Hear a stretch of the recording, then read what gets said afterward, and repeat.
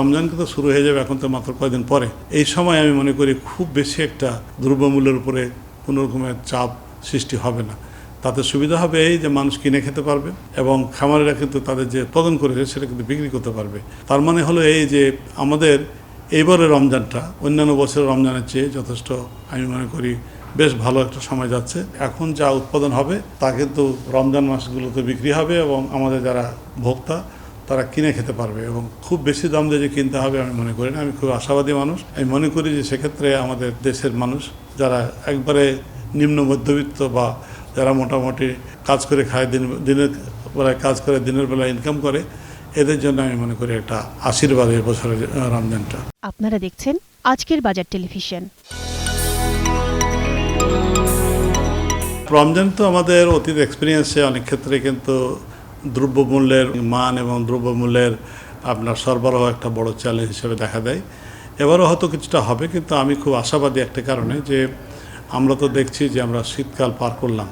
এই শীতকালে কী হচ্ছে, রমজানে যে সমস্ত নিত্য প্রয়োজন হয়, কাঁচামাল, মাছ, মাংস, মুরগি, হোয়াটএভার ইট ইজ, শীতকালে কিন্তু যথেষ্ট ভালো উৎপাদন হয় এবং আমরা সবজির উৎপাদনটা যথেষ্ট ভালো হয় এবং আপনারা দেখছেন মার্কেটে কিন্তু এসব সবজির দাম কম। এমনকি বেগুনের দামও প্রায় 200-300 টাকা কেজি হয়ে যায়। অলরেডি এখন বেগুনের দাম এখনও লো প্রাইসে আছে, মরিচের দাম কম আছে, বাঁধাকপি, ফুলকপি সব কিছুর দাম কিন্তু কম আছে। কিছুটা আমদানিকৃত পণ্যের দাম বেশি থাকলেও আমি মনে করি একেবারে নিত্য প্রয়োজনীয় বেশিরভাগ মানুষের যেটা দরকার সেটা কিন্তু এই শীতকালে যথেষ্ট ভালো উৎপাদন হয়েছে এবং হচ্ছে এবং হারভেস্টিং টাইম চলছে। এখন সুবিধা হলো এই যে রমজান কিন্তু শুরু হয়ে যাবে এখন তো মাত্র কয়েকদিন পরে। এই সময় আমি মনে করি খুব বেশি একটা দ্রব্যমূল্যের উপরে কোনো রকমের চাপ সৃষ্টি হবে না। তাতে সুবিধা হবে এই যে মানুষ কিনে খেতে পারবে এবং খামারিরা কিন্তু তাদের যে উৎপাদন করেছে সেটা কিন্তু বিক্রি করতে পারবে। তার মানে হলো এই যে আমাদের এইবারের রমজানটা অন্যান্য বছরের রমজানের চেয়ে যথেষ্ট আমি মনে করি বেশ ভালো একটা সময় যাচ্ছে। অন্যান্য সময় যেটা হয় জুন, জুলাই, আগস্টের দিকে যখন রমজান হয় তখন অলরেডি গ্রীষ্মকাল শুরু হয়ে যায়, তখন অনেক ক্ষেত্রে শাকসবজি, মুরগি, মাছ এসবের উৎপাদন অনেক ক্ষেত্রে খুব বেশি একটা হয় না। তাহলে এখন যেটা দেখতে পাচ্ছি যে এখন যা উৎপাদন হবে তা কিন্তু রমজান মাসগুলোতে বিক্রি হবে এবং আমাদের যারা ভোক্তা তারা কিনে খেতে পারবে এবং খুব বেশি দাম দিয়ে যে কিনতে হবে আমি মনে করি না। আমি খুব আশাবাদী মানুষ। আমি মনে করি যে সেক্ষেত্রে আমাদের দেশের মানুষ যারা একবারে নিম্ন মধ্যবিত্ত বা যারা মোটামুটি কাজ করে খায়, দিনের বেলায় কাজ করে দিনের বেলায় ইনকাম করে, এদের জন্য আমি মনে করি একটা আশীর্বাদ এই বছরের রমজানটা। ভ্যাট ট্যাক্সের কিছুটা প্রভাব তো আছেই, এটা তো কিছুটা দাম বাড়বে। আমরা ইদানিংকালে আমরা টেলিভিশন বা নিউজে আমরা দেখেছি কিছুটা আমদানি স্থমিত হয়েছে এসব পণ্য, এটা খুবই স্বাভাবিক। কিন্তু আমি মনে করি যে এটা তো সরকারকে ভ্যাট ট্যাক্স দিতে হয়েছে, চাইতে হয়েছে, সেটা আলাদা ব্যাপার। কিন্তু ওভারঅল আমি মনে করি যে আমাদের দেশে আমরা কি কিনে খাই, আমরা শাকসবজি কিনে খাই, আমরা তেল, লবণ সমস্ত কিনে খাই। এসব ক্ষেত্রে খুব বেশি একটা আমি মনে করি না যে চাপ আসবে এবং সেক্ষেত্রে আমি মনে করি একটা সাশ্রয় হবে। এখন সয়াবিন তেল এগুলো তো আমদানি করা, তাই না? এখন ধরেন যে আমদানি যদি একটু কমে যায় তখন তো এই ক্রাইসিসটা শুরু হয়ে যায়। অনেক ক্ষেত্রে অনেকে প্যানিক করে আমদানি করে না, মনে করে যে হয়তো রেগুলেটরি একটা প্রেশার থাকবে, এই প্রেশারের ঝামেলার মধ্যে না যেয়ে যা আছে সেটা বিক্রি করে যতটুকু লাভ লস হয় সেটা আমরা করবো, সেটা একটা ইস্যু হতে পারে।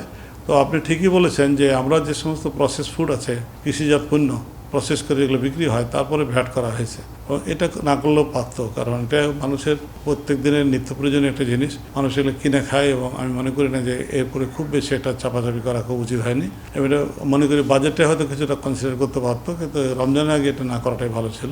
তারপরে আমি বলবো যে ওভারঅল একটা ব্যালেন্স হবে। ব্যালেন্সের মধ্যে আমি যা বলার চেষ্টা করেছি, যা উৎপাদন হবে সেটাই বাজারে বিক্রি হবে এবং যথেষ্ট সরবরাহের কারণে যে সাশ্রয়টা হবে, যে কম দামে কিনতে পারবে, হয়তো ভ্যাট ট্যাক্সের চাপটা কিছুটা ব্যালেন্স হয়ে যাবে। বরাবরই আমি যে কথাটা বলে থাকি যে আমাদের দেশে মোস্টলি মানুষ কিন্তু প্যানিক করে বা মানুষের আশা যেটা সেটা হচ্ছে যে যে কোনো নিত্য প্রয়োজনীয় জিনিস যেন একটা স্ট্যাটিক প্রাইসে কিনতে পারে এবং একটা স্ট্যাটিক প্রাইস ট্রেন্ড থাকে। সেক্ষেত্রে অনেক ক্ষেত্রে দেখা গেল যে হঠাৎ করে দাম বেড়ে গেল, হঠাৎ করে দাম কমে গেল। এটার পিছনে কারণটা হলো এই যে স্বাধীনতার পরে আমরা যে কাজটা করেছি সরকার, সেটা করেছে উৎপাদন বাড়া, সর্বক্ষেত্রে কিন্তু বলেছে।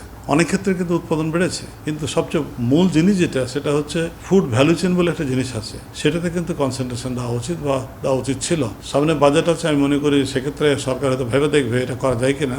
সেক্ষেত্রে আপনার স্টার্ট হয় এই প্রসেসটা রিসার্চ ইনোভেশন থেকে। এটা মাঠে কিন্তু প্র্যাকটিস করা হয়, উৎপাদন করা হয়, ইনপুট সাপ্লাই দেওয়া হয়, তারপরে হারভেস্ট হওয়ার পর এটাকে স্টোর করা হয়, স্টোর করার পর এটাকে প্রসেস করা হয়, ফাইনালি রিটেল চেন বা ফর্মাল শপে বিক্রি হয়। এই যে ভ্যালু চেনটা, এই সর্বক্ষেত্রে সরকারের কিন্তু আমি মনে করি পলিসি এবং প্রমোশন করা উচিত। তাহলে সুবিধা হবে এই যে পরিমাণে আমাদের এনভায়রনমেন্টাল চাপ আছে, এই চাপের মধ্যে আমরা ফসল উৎপাদন করতে পারবো।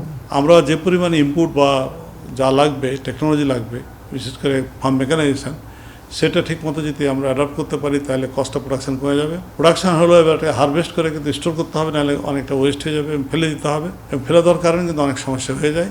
সেখানে আপনার কোল্ড স্টোরেজ এবং অ্যাম্বিয়েন্ট টেম্পারেচার স্টোরেজ বানানো, ট্রান্সপোর্টেশনের ব্যবস্থা করা। এরপরে যেটা হলো যে আমাদের খাদ্য যা আমরা উৎপাদন করি, এটা সেলফ লাইফ বাড়ানোর জন্য এটাকে প্রসেস করতে হয়। আজকে যে সবজিটা ফেলে দিতে হবে, সেটাকে যদি প্রসেস করা যায়, সেটা কিন্তু বেশ কিছুদিন রাখা সম্ভব হয়। সেটার জন্য ফ্যাসিলিটি ডেভেলপ করা।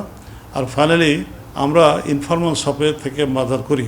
ইনফর্মাল শপে যেটা হয়, ধরেন একটা ছোট্ট দোকান, সারাদিনে হয়তো সেল হচ্ছে 15,000 টাকা, 3টা লোক সকাল দুপুর সন্ধ্যাতে। ছোট একটা জায়গায় ভাড়া অনেক বেশি, তখন করে কি ওভারঅল খরচ পুষিয়ে নিয়ে একটু লাভ করার জন্য তাকে একটু বেশি দামে বিক্রি করতে হয়। সেটা কিন্তু আলটিমেটলি কিন্তু ব্লেম এসে যায় যে কৃষকের কাছে মাত্র 1 টাকা, এটা হয়ে গেল 10 টাকা, কিন্তু অ্যাকচুয়ালি তো তাকে ব্যবসা করতে হবে।